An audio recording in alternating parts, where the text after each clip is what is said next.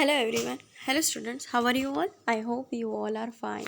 So in last video we have to cover the topic Earth hydrosphere. Okay. So now in today's class we are going to learn the layers of the atmosphere, that is the also the atmosphere. Okay. So let's start. So what is the first, can you tell what is the meaning of atmosphere? So the envelope of air around the earth it's called the atmosphere. Means जो ऐसा envelope जो अर्थ के around में air का ऐसा envelope जो अर्थ के around में प्रेजेंट है उसे हम क्या कहेंगे? Atmosphere. The envelope of air around the earth is called the atmosphere. Okay, as we go higher from the surface of the earth the air in the atmosphere becomes rare.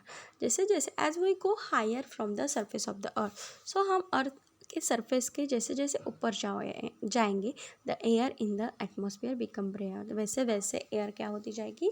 दुर्लभ होती जाएगी. Okay, so the air consist of a mixture of gases namely nitrogen, oxygen, water vapour, carbon dioxide. So जो air है उनमें बहुत उनमें various types of gases are present such as nitrogen gas, then oxygen, also carbon dioxide and water vapor. There are some other gases too in the air in the very small quantities, as well as very small quantities में other gases भी air में present होती है. Okay, the layers of the atmosphere are named as troposphere, are named as troposphere, are named as troposphere, then stratosphere, mesosphere, ionosphere and hexosphere. So these all are the layers of the atmosphere. Okay, the layer that extend from the earth surface to a height of about 13 kilometre it's called the troposphere.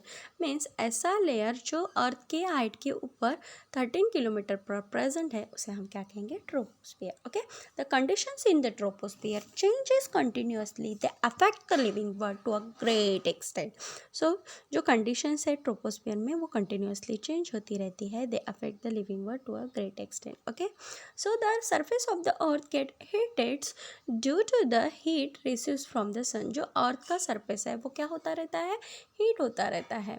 So it receives from the sun. वो obviously क्यों surface, अर्थ का surface क्यों heat होता है? What is the reason behind this? Because it receives from the sun. Sun से जो भी ultraviolet rays आती है वो और सरफेस पर गिरती है, इसीलिए जो और सरफेस है वो क्या होता है? हीट होता है. द और surface of the earth gets heated. Okay, so hence the air near is the surface is hottest. इसीलिए जो एयर पर जो भी एयर प्रेजेंट होती है वो कैसे होती है? हॉटेस्ट होती है, मीन्स गर्म होती है. Okay, as we go higher in the troposphere it becomes cooler. जैसे जैसे हम ट्रोपोस्फियर के ऊपर जाएंगे, ट्रोपोस्फियर में जाएंगे, वैसे वैसे एयर क्या होती जाएंगे? It becomes cooler. Okay, so almost all the water vapour in the atmosphere is content in the troposphere. So जो भी water very well water vapour. So जो भी वाटर वेपर प्रेजेंट होती है जो भी वाटर वेपर प्रेजेंट होती है अर्थ के सरफेस पर वो कहाँ चली जाती है? बाद में ट्रोपोस्फियर में चली जाती है. Okay, that is why all weather related phenomena such as formation of clouds, rain, fog, winds and storms takes place in the troposphere.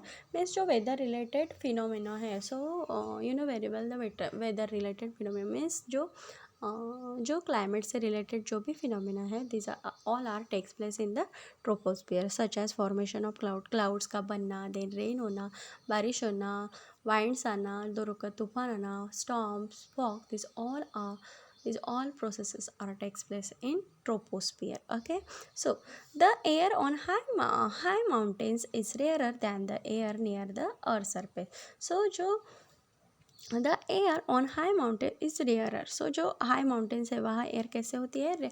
दुर्लभ होती जाती है than the air near the earth surface. Okay, so aeroplanes fly in the higher parts of the troposphere.